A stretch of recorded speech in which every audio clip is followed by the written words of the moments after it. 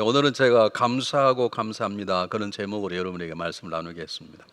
우리 지난 한 해 동안 우리 모든 삶을 지킨 하나님께 감사하고, 또 이 어려운 세월을 함께 보내주신, 함께 걸어가는 여러분들에게 제가 감사를 드립니다. 가끔 생각하는 것은, 만약 여러분이 없었더라면 우리 집사람하고 둘이만 이 어려운 시절을 보냈다면 꽤 힘들었을 텐데, 여러분이 계셔서 많은 힘이 됐고 위로가 됐고 격려가 되었습니다. 그래서 여러분에게 감사를 전합니다. 다 목회자이기 때문에 이렇게 말로만 한다는 게 너무 죄송해요. 제가 어떻게 다르게 표현할 방법이, 목사는 잡이라는 게 이것밖에 없어요. 제가 그럴 때 특별한 분에게만 선물할 수 없잖아요. 그래서 정말 신실한 마음을 담아서, 또 우리 집사람 마음을 함께 담아서 우리 어른 세월 함께 걸어가 주시는 모든 성도님들에게 감사를 드립니다. 한 신앙인이 이런 귀한 말을 했습니다. 하나님께서 그냥 거하시는 게 아니라 하나님께서 기뻐하는 마음으로 우리 안에 거하시는 곳이 두 가지가 있는데, 하나는 천국이고 하나는 감사하는 심령 속에 하나님 기뻐하는 마음으로 거하신다. 이런 귀한 말을 했습니다. 이 말은 우리 인생의 삶 가운데 감사가 얼마나 중요한 것인가를 우리에게 보여주는 것입니다. 제가 이 감사하는 마음이 오늘 짧게, 제가 일부 설교해 보니까 이런 거 좀 빼도 되겠다 그런 생각이 들어서 요약해서 제가 여러분에게 말씀 드릴 텐데, 요약할수록 정말 귀중한 말씀을 잘 품으시기를 간절히 바랍니다. 하나님께서 우리에게 감사라고 수없이 많이 말씀하셨습니다. 특히 사도 바울은 골로새서와 데살로니가전후서에서 쉬지 말고 감사하라, 범사에 감사하라, 감사를 넘치게 하라 이렇게 하였는데, 하나님께서 그렇게 감사를 받고 싶어서 그러실까요? 아닙니다. 그 감사는 우리들에게 복된 것이 있기 때문에, 하나님 우리가 정말로 복된 삶을 살아갈 수 있도록 우리에게 하나님은 감사를 명령하시는 것입니다. 그러므로 이 시간 우리는 정말로 감사해야 될 이유를 찾기 전에 감사의 중요성을 마음속에 새겨봐야 되는 것입니다. 한번 잘 보십시오. 아마 여러분 아시면 아실 거예요. 지금은 이제 세상을 떠난 분이지만, 윌리엄 허스트 그러면 미국의 방송계, 언론계를 장악해서 엄청난 부를 모았던 사람입니다. 물론 자기보다는 자기 아버지 조지 허스트가 어마어마한 재산을 모았던 사람, 억만장자인데요. 어쨌든 아버지의 재산을 물려받아 가지고 이 신문과 방송을 장악했던 백만장자가 윌리엄 허스트인데, 이 사람에게 취미가 하나가 뭐냐면 굉장히 고가인 그림, 예술품들, 그 다음에 고가의 그런 게 골동품 있잖아요. 그걸 수집하는 그런 사람입니다. 그런 취미가 있었습니다. 아마 있었으니까 그러겠죠. 저는 제일 이해가 안 되는 게 그런 사람이에요. 우표 한 장에 10억짜리 우표를 사서 뭐 합니까? 근데 그거 한 대 10억씩 주고 우표 한 장을 사거든요. 어쨌든 그걸 악이라고 말할 수 없으니까 뭐라고 할 말은 없지만, 이분이 유럽에서 내려왔던 굉장히 귀중한 골동품이 있다는 소문을 듣고 그 골동품을 사기 위해서 자기가 직접 유럽에 건너 한 달 동안 골동품을 찾아갔습니다.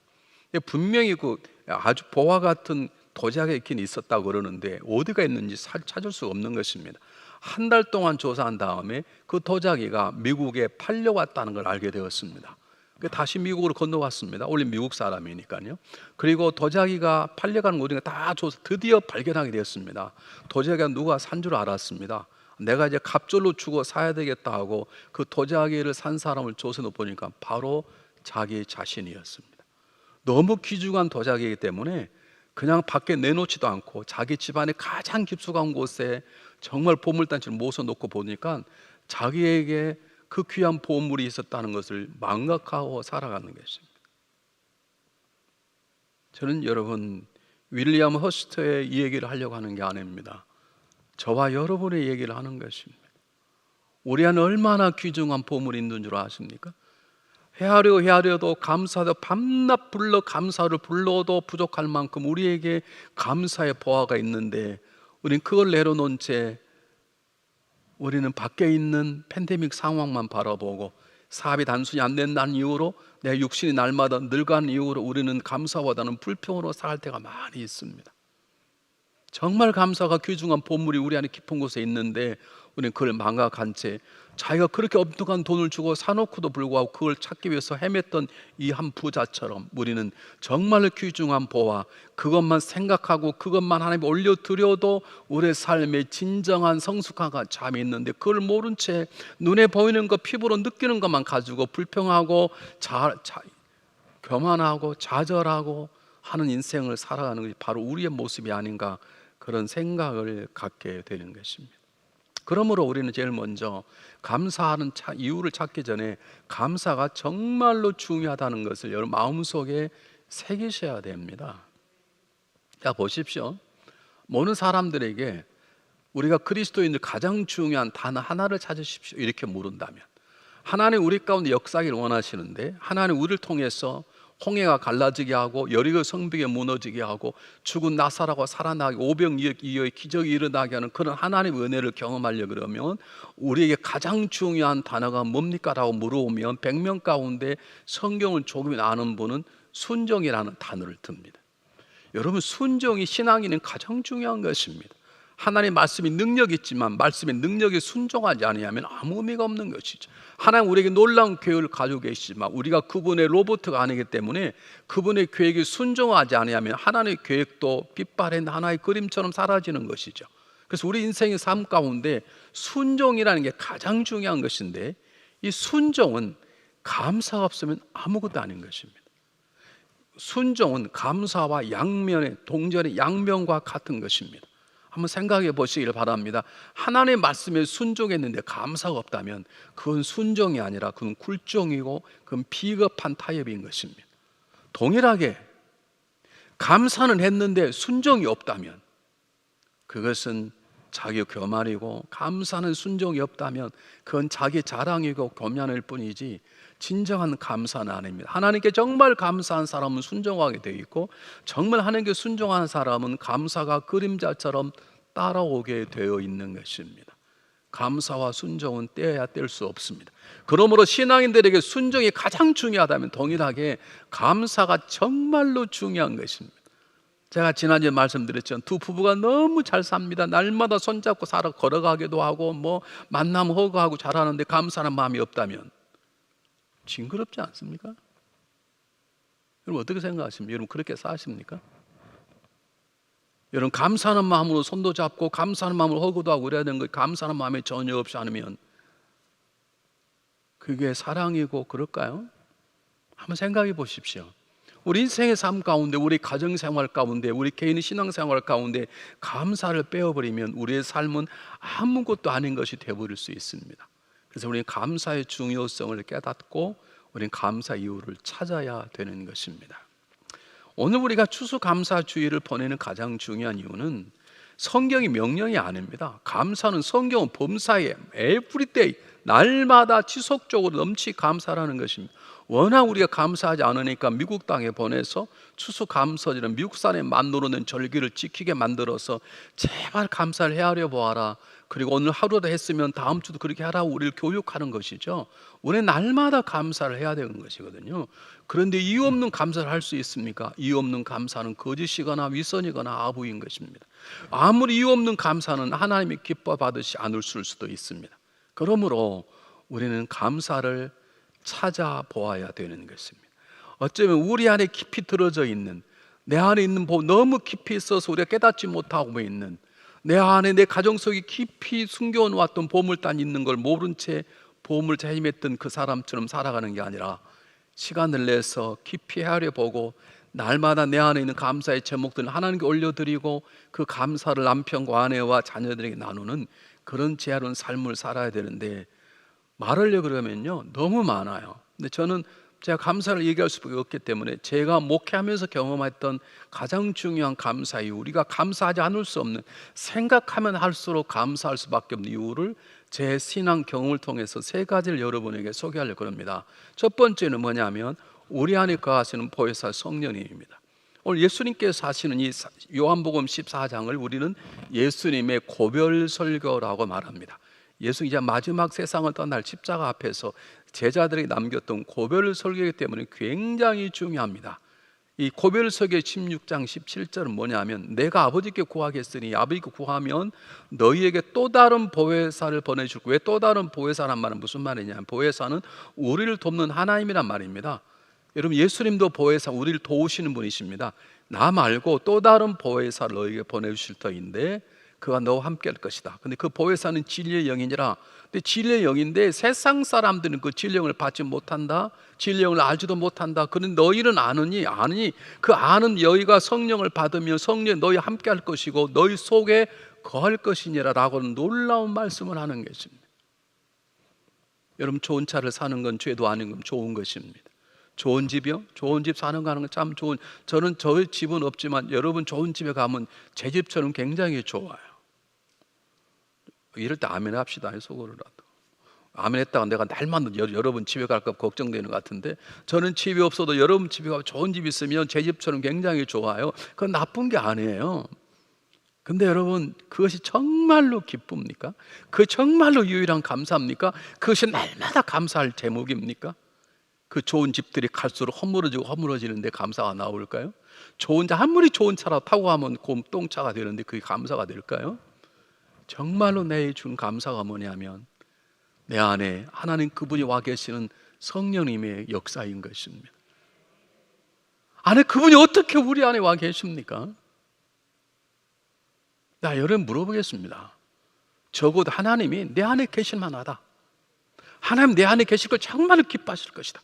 나는 그만큼 정결하고 깨끗하고 준비되어 있다. 손 한번 들어보십시오. 나는 성령님이 내 안에 계시다는 것이 기적 같고 나는 가장 큰 감동이에요. 그분이 내 안에 와 계시다는데. 여러분, 만약에 성령님이 우리 안에 와 계시다지 않았다면, 성령이 우리와 함께 아니었다면 우리는 예수님을 알 수도 없고 예수님 것이 되지 않았을 거예요. 성령이 오셔서 우리를 예수님 것으로 인쳐주시고 예수님께 되게 하시고 우리 거래가 될 진리를 깨달은 게 성령님이신 것이고, 때때로 우리에게 능력을 주셔서 그리스도의 놀라운 역사를 세상에 드러내게 합니다. 성령께서 우리를 위로해 주십니다. 도와주십니다. 지키고 인도해 주십니다. 이런 성령의 역사함 때문에 저와 여러분 지금 이곳에 있는 것입니다. 성령의 역사함 때문에 부부의 관계가 회복이 되는 것이고, 성령의 역사함 때문에 우리 가정이 되는 것이고, 성령의 역사함 때문에 교회가 성장하게 되는 것입니다. 아니, 성령 역사할 만한 자격이 있는 게 아니란 말입니다. 제 말은 그 놀라운 성령 역사심이 성령님이 계실 만한 아무런 조건이 없는데,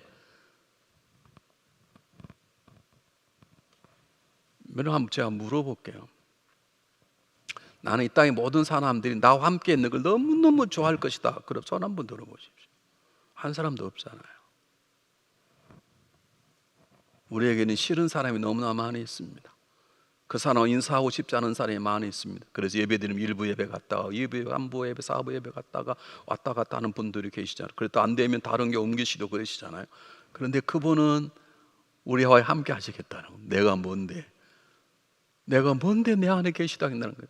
계셔서 나를 지켜주시고 인도해 주시고 때때로 능력을 베푸셔서 하나님의 영광을 드러내게 하시고, 그리고 절대로 나를 떠나지 않으시겠다. 우린 살다가 이혼하고 헤어지고 많은 아픔이 있지 않습니까? 근데 그분은 나를 결코 버리지도 않고 떠나지 않겠다는 거예요. 뿐만 아니라 나를 세워주시겠다는 것입니다. 목회하다 보면 때로 넘지 못할 산 같은 절벽 같은 절망이 있을 때가 있습니다. 제가 이 교회에 와서 2년 정도 됐는데 50명 있는 교회가 80명 정도 늘었는데 그 다음에 힘이 드는 거예요. 힘이 든다는 말은 무슨 말이냐면, 목회를 이렇게 합니다. 큰 수레에다가 성도를 태우고 제가 끌고 가는 것이, 뭐 집사람 뒤에서 밀고 박위 목사님 옆에서 밀고 김진호 옆에 밀고, 그게 목회라고 생각하는데 50명 때는 잘 굴러가는 거예요. 여러분 해봤지 알잖아요. 가벼운데 80명 타는데 이게 잘 안 가는 거예요. 그래서 제가 눈치를 챘습니다. 제가 웨이코에 있을 때, 웨이코에 처음 갔을 때 수명 정도 모인 2년 반 동안에 80명으로 늘었습니다. 그리고 제가 이게 온 거예요. 이게 와서 80명 딱 되는데 제가 무거움을 느낀 거예요. 제가 그래서 나는 80명짜리 목사구나. 저는 그 전혀 불만이 없었습니다. 그래서 제가 선배 목사님 달라스에 계셔서 내가 그분한테, 목사님 혹시 좋은 목사 있으면 좀 소개시켜 달라고 해서 왜 그러냐고 그랬더니, 제가 아무래도 제 능력은 80명짜리밖에 안 돼서 이곳에 좋은 목사님 이 교회를 더 키우고 저는 더 20명 30명 모인 교회를 가겠습니다. 그랬더니 그 목사님이 정색을 하면 저는 이렇게 얘기하는 거예요. 이 목사님, 목회는 당신의 능력을 하는 게 아닙니다. 제가 그럼 내 능력을 안 하고 우리 집사람 능력을 합니까? 그랬더니 그분이 성령의 능력을 하는 것입니다. 성령님에게 요청하십시오. 여러분 그때는요 금요 기도회가 11시 반에 했습니다. 왜냐하면 11시 반에 안 하면 올 사람이 없었어요. 11시 반에 하면 신명희 장로님 부부, 그때는 집사님이셨는데, 그 다음에 천국 가신 차장로님 부부, 그리고 한 젊은 유학생 부부, 그리고 우리 집사람도 애 둘을 키우느라 3살째 1살 애 키우느라고 오지도 못했고요. 그래서 11시 반부터 30분 동안 제가 설교하고 12시부터 새벽 2시까지 기도하는 것이었습니다. 근데 제가 그때 가서 처음으로 물에 빠진 사람이 지퍼를 붙잡는다고, 여러분 우리가 오늘은 성령 받도록 한번 기도해 봅시다. 성령 받도록 기도하면 성령을 방을 한다는데, 오늘 우리 성령 받고 방언 받도록 기도합시다. 그리고 이제 기도하기 시작했습니다. 저는 이 강대상 쳐다보고 앉아서 그룹 기도하고, 성도들은 제 등에서 기도하고, 세상에 2시 반인데 아무도 성령을 받지 방언이 안 나오는 거예요. 제가 얼마나 후회했는지 모릅니다. 내가 미쳤다고 방언 받자고 기도하고 집에 가지도 못하고 쪽팔려 일어나지도 못하고, 내가 다음부터 성령을 얘기하나 보자. 3시쯤 돼서 일어났습니다. 근데 거기 있는 분도 다 마찬가지인 봐요. 기도를 했는데 아무리 역사가 일어나지 않으니까 좀 부끄러운 거죠. 뭐 방언 안 줄 수도 있는데 우리 다 모르니까. 그래서 서로 잘 가라 인사도 못하고 집에 들어와서 문을 딱 여는데요, 그때만 해도 우리 집 애가 3살짜리 애가 1살짜리니까 우리 집사람은 그냥 기도에도 안 나오고 집에서 애를 보다가 그냥 편하게 주님과 함께 취침하고 계신데, 그날은 거실에 와서 기도하고 있는 거예요. 또 그냥 기도하는 게 방언으로 기도하고 있는 거예요. 제가 나올 때 오늘은 방언으로 기도할 당신, 그런 말 해본 적이 없습니다. 제가 문을 딱 열고 들어갔는데 우리 집사람이 그냥 거실에서 두 손 들고 방언으로 막 기도하는 거예요. 제가 얼마나 놀랐는지 몰라요. 그래서 내가 깨웠어요. 당신이 뭐 하고 있는 거야? 그랬더니 우리 집사람이, 여보, 내가 처녀 때 방언을 받았는데, 우리 집사람이 다녔던 교회가 아주 보수 장로 교단입니다. 방언을 기도하면 절제합시다, 이런 교회를 다니다 보니까 내가 방언으로 기도하는 게 잊어버렸어. 근데 오늘 기도하는데 방언이 터졌다? 할렐루야, 이게 역사겠구나. 그러면서 우리 교회의 성령의 역사가 시작된 거예요. 제가 그 얘기를 하면 시간이 없으니까, 이 교회를 그렇게 누가 세우셨어요? 성령님께서. 제가 세운 게 아닙니다. 제 세차로 설교로 세운 게 아닙니다. 제가 인간관을 잘하는 제 인간의 기술적을 세운 게 아니라 성령 제 마음을 붙잡아 주셨고, 좌절했던 제 마음을 붙잡아 주시고, 그렇구나, 이 교회는 내 능력으로 하는 게 아니구나, 성령님께서 나를 세워주신 것이에요. 저는 분명히 깨닫습니다. 목회하다 보면 수많은 어려움이 있습니다. 여러분이 모르는 수많은 어려움이 저에게 있다고요. 수많은 아픔도 있고 슬픔도 있고 고통도 있다고요. 그런데 왜 이렇게 뻔뻔 얼굴로 잘생기냐? 제가 잘해서가 아니라 성령께 제 마음과 몸과 모든 걸 지켜주시고 여러분을 지켜 교회를 세워주시는 거예요. 내가 사방으로 우겨쌈을 당해도 쌓이지 아니하고 핍박을 답답하지 아니하며, 답답한 일을 당하여 핍박을 받아도 내가 버림받지 않고 끄끄림 당하도 망하지 않는 것은 내 능력이 아니라 내 성실함, 나를 지켜주시는 내 안에 계시는 성령의 역사하심인 거예요. 그러니까 사도 바울이 뱀이 물려도 죽지 않는 거예요. 성령이 그를 지켜주시는 거예요. 여러분, 이것은 어떤 것도 바꿀 수 없는 것이에요. 누가 나와 함께 하고 싶어 합니까? 누가 나와 함께 하고 싶어 합니까? 우리 박유 목사님 사모님 오랫동안 떨어져 계셨지. 지금 여기 오셨는데 2주 동안 못 뵀죠. 전화만 하고. 솔직히 몰래 만나셨나? 내가 물어볼게요. 사모님 막 그렇게 죽도록 보고 싶어요? 그렇지 않는데. 오늘 저녁에 우리 목사님 생명을 지켜주도록 기도하시기 바랍니다. 아마 사모님도 그럴 거예요. 그냥 사는 거지 뭐 헤어지겠어 이제. 여러분, 우리 가정을 지켜주는 건 내 인격이 아닙니다. 우리 부부를 세우는 건 내 노력이 아닙니다. 사랑이 아닙니다. 우리 가운데 역사하시고 우리 가정을 쓰시고자 하는 성령의 역사하심입니다. 믿습니까? 우리가 살면서 결혼생활 얼마나 많은 위기를 경험합니까? 근데 그 건너뛰는 게 나의 성소감입니까? 아닙니다. 우리 가정을 지켜주시는 성령님의 역사이십니다.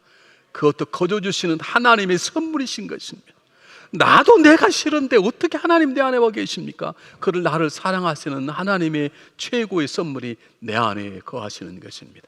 남들이 다 나를 버리고 떠나도 그분만큼은 버리지 않고 떠나시는 그분의 역사하심, 성령이 내 안에 계심이, 그것 때문에 진리를 알고 그것 때문에 자유를 누리고 그것 때문에 때때는 능력을 행해서 하나님의 살아계심을 증거하게 되는 성령의 역사하심 내 안에 있기에 우리는 그것만 생각하면 감사하고 감사하는 것입니다. 두 번째입니다.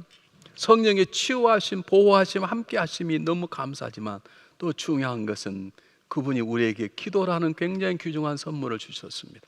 오늘 12절 14절은 뭐라고 말합니까? 내가 진실로 진실로라고 말합니다. 이 강조법입니다. 진실로 진실로 너희가 나를 믿으면 나의 하는 일도 할 것이 이보다 더 큰 일도 하리니 내 아버지께로 감이라. 너희가 무진 간구하면 내가 들어서 아버지로 하여금 아들로 인하여 영광을 받게 할 것이니라. 그러므로 기도하라 말을 2번 말합니다. 한 구절 안에 12절 14절 안에 기도하라 기도하라가 2번 나오면 진실로 진짜 좀 굉장히 중요한 것입니다. 여러분, 저는 목회할 때 기도를 그렇게 하지 않았습니다. 기도하지 않아도 목회가 됐습니다. 한국에서 기도하지 않아도 6명인 청년부들이 중고등부들 1년 만에 100명이 모여서 기도하지 않았습니다. 그냥 됐으니까요.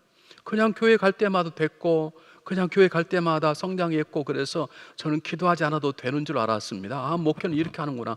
저는 특별히 신학교 연대를 나왔는데 연세대학교 목사님들은 기도를 가르치지 않습니다. 자, 여러분이 한번 간증한 적이 있는데 퇴수회를 하면 2팀이 딱 나눠집니다. 목사님들 설교하고 집에 가시면 우리가 이제 철야로 노는데 한쪽은 트럼프를 치고 한쪽은 기도하고, 저는 트럼프 치는 쪽에 속했고 이쪽 기도파는 지금 순복음교회 당회장이신 이용훈 목사님입니다. 네, 제가 이 교회를 왔는데요, 교인이 60명 70명 잘하려고 그러는데 이 교회 오자마자 저에게 잊을 수 없는 선물 한 분이 계십니다. 이 무선 전화가 처음 나올 때입니다. 여러분 아시죠? 무선 처음 나올 때 이만한 컸습니다. 아시잖아요. 전화를 이렇게 들고 했어야 돼요. 요즘은 그냥 우리 그냥 핸드폰을 하잖아요. 그때 핸드폰이 아니었어요. 어깨폰이 둘 다 들고 해야 돼요. 무전기시 이렇게 컸어요. 그것을 그때 그게 2,000불 정도 비쌌어요. 그걸 저에게 선물하신 분이 지금 이두현 장로님이십니다. 제가 쓰다가 그냥 돌려드렸어요. 왜냐하면 전화비가 350불이다. 엄청 비쌌어요. 그때 전화비가. 아니, 그렇게 제가 처음 왔는데 그렇게 귀한 선물을 하셨던 분이 교회를 떠나시겠다는 거예요. 그래서 또 왜 그러냐 그랬더니 자기가 아는 여자 목사님이 계신데 어느 날 기도했더니 당신 우리 교회 하나님께서 그렇게 말씀하셨다는 거예요. 아니, 저희 그렇게 귀한 선물 하신 분이 저를 버리고 어떤 여자 목사하는 교회로 가시겠다는 거예요. 하나님 그렇게 말씀하셨대요, 여자 목사님에게. 그래서 제가 그랬습니다. 그러면 가시는데 1년 만에 오시라고. 근데 1년 만에 정말 오셨어요. 그 교회는 문을 닫았어요. 놀라운 건 1년 만에 오셨는데 기도의 용사가 되셔서 오셨어요. 아마 그 교회에서 기도만 했나 봐요. 아, 2분이 오셨는데 기도 용사가 되셔서 오셨어요. 여러분, 지금도 저녁에 지금도 매일 와서 기도하시는 그 부부밖에 지금도 기도하십니다. 지난번 너무 늦게 기도하셔가지고 알람이 터져가지고 난리가 났는데요, 제가 그걸 하나의 음성으로 들었습니다. 아, 하나님 이분을 훈련시키셔서 나를 훈련시키시는구나. 그리고 내 기도를 해야 되겠다. 그때는 기도가, 새벽 기도가 토요일 아침밖에 없었습니다. 교회를 짓고 나서, 첫 번째 교회를 짓고 제가 결심했습니다. 아, 이건 하나님이 기도하라는 사인이다. 아, 이두현 장로님을 그때 집사님 나가셨다가 2 부부가 들어와 이렇게 기도에 불을 붙이니 너 이 목사 기도하라 그런 걸 알고 제가 주일날부터 새벽 기도 했습니다. 주일날도 새벽 기도를 했다니까요.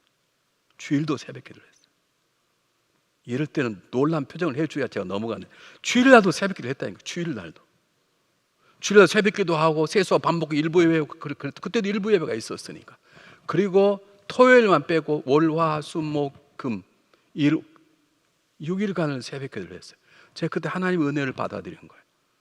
여러분, 그러고 나서부터 우리 교회에 놀라운 성령의 역사가 있었습니다. 여러분, 성령 우리 안에 와 계십니다. 믿습니까? 그분 진리 영입니다. 믿습니까? 능력 영입니다. 믿습니까? 근데 그것을 기도로 풀어내지 아니하면 성령은 내 안에 근심하고 걱정할 뿐인데, 제가 기도하려 한 게 아니에요. 하나님 기도의 선물을 깨닫게 하고 한 장로를 통해서 그분을 통해 나에게 기도 역사가 필요하다는 걸 느끼기 시작하고 기도하기 시작했는데, 놀라운 것은요, 주변 교회에서 막 우리 교회로 오는 거예요. 성령 운동하는 교회가 저희 교회 옆에가 있었는데 그 교회에서 교우들이 우리 교회로 오는 것이에요. 제가 오라고 꼬신 적 없습니다. 그 대표로 오신 분이 신미자 권사님이십니다. 근데 오셔서 뭐라 그러냐면, 아이고 이곳에도 성령 충만하네. 그리고 우리 저는 오라고 하신 적도 없고 저는 성령 충만한 목사라고 생각한 적 없는데 오시는 거예요. 제가 그 담임 목사님 너무 미안할 정도, 저하고 아주 잘 알거든요. 제 선배 목사님, 제가 너무 죄송할 정도, 아니 목사님 죄송합니다. 그분은 매주 하루씩 금식하면 기도하신 분이세요. 하나님이 일하기 시작한 거예요. 제가 기도하기 시작하니까 저의 부족함을 채워주려고 기도의 사람들을 보내주시기 시작했어요. 여러분, 금요일 날요 11시 반에 했다가 제가 용기를 내서 그대로 못 올 말대 10시로 옮겼습니다. 10시부터 30분 동안 찬양하고 30분 설교하고 11시부터 제가 30분 동안 통성으로 이렇게 하면 교인들 기도합니다. 그리고 다 갑니다. 그럼 12시 새벽 4시까지 7, 8이 모여서 함께 기도하고 안수하고 그걸 2년 반 동안 했습니다. 귀신이 나가고 성령이 역사하고 손에 불 붙었다고 꺼달라는 사람이 없는가, 막 물이 쏟아진다고 난리가 나. 무슨 물이 쏟아져. 하여간 희한한 일들이 우리 교회에 일어났습니다. 그렇게 일어나게 된 것은 성령의 역사이지만 성령의 역사가 내 삶 속에, 사역 속에 풀어나게 하는 것은 뭐예요? 기도인 거예요. 저는 기도해 달라는 마음, 하나님께 저희 기도할 마음을 주십시오. 기도해 본 적이 없습니다. 하나님 저를 일깨워 주시고 한 분의 모습을 통해서 기도해야 되겠구나. 그분이 1년 만에 돌아왔는데 기도 용사가 된 거야. 나를 위해서 그러셨구나. 그리고 기도하기 시작했습니다. 하나님, 기도할 때 하나님께서는 놀라운 일들을 우리 교회 안에 부어주셨습니다. 그걸 간직하려면 시간이 없습니다. 여러분 기억하십시오. 기도는 하나님과 함께 하시는 것입니다. 기도는 하나님과 대화하는 것입니다. 기도는 내가 너와 함께 하겠다, 내가 널 도와주겠다, 입 벌려 간구하게 해라, 그럼 내가 역사하겠다. 모세가 기도할 때 홍해가 갈라졌습니다. 이스라엘 백성이 기도할 때 여리고 성벽이 무너졌습니다. 이런 역사가 은혜를 그분이 주신 것이에요. 제가 달라고 기도하지 않았어요. 그래서 사도 바울이 진리를 깨달아서 우리에게 말합니다. 아무것도 염려하지 말고 모든 일에 기도와 간구로 감사함으로 하나님께 아뢰라. 아무것도 염려할 모든 일, everything, 모든 일에 기도와 간구를 감사하는 마음으로 기도하라. 감사하는 마음, 기도할 수 있다는 것이, 기도할 마음이 있다는, 기도할 수 있는 장소가 있다는 것이, 기도하는 아내, 기도하는 남편이 있다는 것이 얼마나 감사인 줄 압니까? 여러분, 누가 우리 사정을 알아줍니까? 여러분, 어떤 분이 저를 보더니 목사님은 목회가 편하신가 봐요. 그러니까 얼굴이 그렇게 주름 돋고 팽팽하세요 그러는데요, 멀리서 가까이 보면 많아요. 멀리서 보니까 그렇지. 하나 있어요. 이유가 있는데요, 저는 제 모든 속상하는 마음을 고백할 사람이 한 사람이 있어요. 한 분이 있어요. 누구예요? 하나님이세요. 제가 우리 집사람을 사랑하지만 아내이기 때문에 말 못할 사정이 있고, 제가 여러분을 사랑하지만 여러분 성도이기 때문에 제 안에 있는 고통, 슬픔, 모든 것들을 고백할 수 없어요. 근데 한 분 계세요. 어떤 얘기를 해도 항상 처음 듣는 것처럼 들어주시는, 제가 100번을 똑같은 얘기를 해도 너 지금 지겹다 말하지 않고 처음 들으신 것처럼 들어주시는 분이 계세요. 그게 하나님이시고 이게 기도이기 때문에 우리가 기도할 수 있다는 것이 얼마나 감사인 것인지.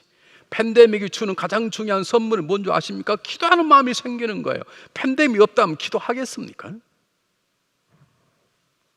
누구나 기도할 수 있습니다.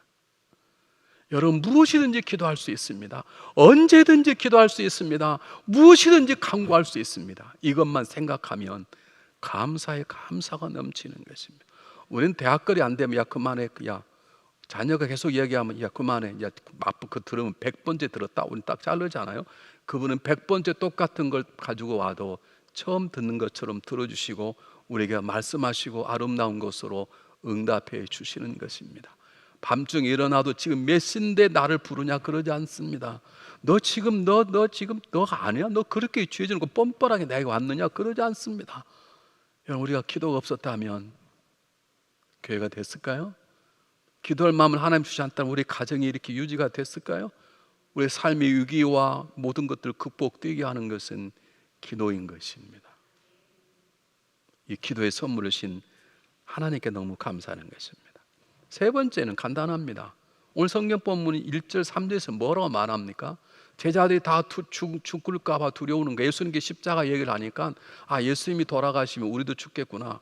죽음이 기쁜 사람 누가 있겠습니까? 주님이 그들을 위로하기 위해서 말씀하십니다. 마음에 근심하지 말라. 하나를 믿으니 나를 믿어라. 내 아버지 집에 거할 것이 있도다. 내가 가서 너희를 처소를 잘 다시 와서 너희를 데려가겠다. 이 말씀을 전하는 게 천국이 있다는 것이에요. 여러분, 우리에게는 마지막이 아름답다는 것이에요. 우리의 삶의 마지막은 승리라는 거예요. 우리의 삶의 마지막은 영원한 영생의 감격이라는 것이에요. 이건 너무나 우리가 생각할 수 없는, 너무 어떻게 표현할 수 없는 감격이에요. 천국이 얼마나 좋은 것인가 모릅니다. 왜냐하면 너무 좋아서 우리의 언어로 표현할 수가 없어요. 여러 사람도 그래 다 그리지만 천국은 못 그려요. 천국을 그리건 천국이 아무것도 아니에요. 성경이 천국의 비밀을 간직한 이유는 천국을 숨겨서가 아니라 우리 언어로, 우리 생각으로 천국을 생각할 수 없어요. 여러분, 거기는 아무런 자격이 없이, 돈이 없어도, 권력이 없어도, 지식이 없어도 그분을 붙잡기만 하면 영생의 천국에서 우리의 삶을 살아간다는 것, 우리가 돌아갈 고향이 있다는 것, 편히 쉴 수 있는 곳이 있다는 것은 우리의 삶이 얼마나 큰 위로인지 모릅니다. 돌아갈 수 있기 때문에 우리는 이겨낼 수 있고, 돌아갈 수 있기 때문에 지금 인내할 수 있는 것입니다. 저는 지금도 잊을 수 없는 사건이 하나 있습니다. 제가 SMU 공부할 때 방학이 되면 저는 이제 웨이크로 내려갑니다. 방학 동안에 저는 수강시설 하지 않고 힘드니까 왔다 갔다 하니까요. 내려가면 한 녀석이 저를 잘 도왔던 백인 친구가 있는데 저보다 나이는 어리죠. 저는 그때 32 정도 됐고 그 친구는 22이니까 저보다 한 살 어리지만 10년, 객집은 10년이나 이제 친구처럼 되었는데요. 집이 오클라호마예요. 근데 하루는 내려가는데 야, 너 잘 가라 그런데 서성거리는 거 왜 그러냐 그랬더니 자기 아버지가 자기를 부르더니 야, 너 이번에 학교 가면 다음에 올 때는 집으로 오지 마. 아빠 웬일이야? 너는 18살이 돼. 성인이 됐으니까 지금부터 너가 살 집을 너가 마련해. 방학을 했는데 갈 집이 없는 거예요. 제가 그렇다고 우리 집에 가자 그럴 수도 없고, 난 아직도 그 녀석의 그 방황하고 그 어떤 얼굴의 표정을 뭐라고 섬길 수가 없는 것이에요. 우리는 돌아갈 집이 있다는 것, 그 단순한 집이 아니라 복되고 아름다운 집, 이 땅에 당했던 모든 환난과 어려움, 슬픔을 다 벗어버리고 정말 기뻐 뛰며 주님을 보는 날. 저는 가끔 상상하는데요, 천국 가게 되면 저는 세 중의 사람이 있다고 생각해요. 너무 좋아서 기절해버린 사람, 두 번 너무 좋아서 미쳐버린 사람, 웃느라고 하루 종일 정신없는 사람, 너무 강에 하루 종일 울어서 그냥 눈물로 강을 띄우는 사람, 너무 좋아서. 여러분, 이것이 우리에게 보장되어 있어요. 우리의 것은 이 땅이 아니에요. 좀 없다고 어렵다고 좌절하거나 자살하거나 그래서는 안 되는 것이죠. 많은 사람들이 이 땅에서 영원히 살기를 원하네. 우리 고등학교 때 우리 공부했던 국어 시간에 공부했던 시가 있는데 T.S. 엘리어트의 황무지라는 시가 있습니다. 벌써 이러면 알잖아요. 제목부터 황무지죠. 이 세상 황무지라는 거예요. 근데 그 서문에 서문 시에, 윤동주 씨의 시에 보면 서시가 나오고 본론이 시가 나오잖아요. 그 시에 보면 서문에 이렇게 나옵니다. 한 번은 쿠에마 무녀가 항아리 속에 갇혀 있는데 구경꾼인 어린 소년들이 그에게 물었다. 너 뭘 원하니? 항아리 속에 감추어져 있던 쿠에마 무녀가 말했다. 나 죽고 싶어. 그게 무슨 말이냐면요, 그리스 신화에 쿠에마 무녀, 무당이 있었는데 모래를 한 움큼 가지고 와서 아폴론 신 앞에 와서 저를 이만큼 살게 좀 도와주십시오. 그 모래 수만큼, 그러면 수천 년 아닙니까? 그래서 그냥 그래 살아 그렇게 해줬는데 문제는 젊음이란 단어를 빼버린 거예요. 이렇게 영원히 젊게 살게 해달라고 해야 되는 그걸 뺀 거예요. 그냥 오래만 살게 해달라고 했는데 그냥 빼버린 거예요. 100년이 되니까 사람이 쪼그리기 시작하는 거예요. 200년이니까 더 쪼그라드는 거예요. 그것을 동네 사람이 가져다가 병 속에 집어넣은 거예요. 그것이 구경꾼이 된 거예요. 그러니 그 병 속에 있는 그 무녀는 죽는 게 좋지, 와서 낄낄거리면 너 지금 뭘 원하니 묻는 게 대답하시겠습니까? 지금 엘리어트는 뭘 말하냐면 이 땅에서 죄성과 인간의 한계를 가지고서는 진정한 행복은 이 땅에는 없다, 그 말입니다. 진정한 행복은 천국에 있는 것입니다.